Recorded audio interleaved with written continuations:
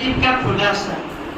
बच्चा मकतब में पहले दिन आता है कलम और सिलेट, तो कलम और सिलेट को मिलाने से नुक्ता बनता है, नुक्ता, और शक्ल को मिलाने से हरफ बनता है। हरफ को हरफ से मिलाओ तो मुरक्कबात बनते हैं, कटिंग फिटिंग।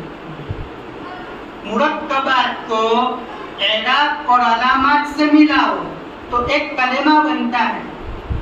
कलेमा को कलेमा से मिलाओ तो जुमला बनता है। जुमले को जुमले से मिलाओ तो आयत बनती है। आयत को आयतों से मिलाओ तो रुकू बनता है, और रुकू को रुकू से मिलाओ तो सूरत बनती है, और सूरत को सूरत से मिलाओ तो कुरान बनता है।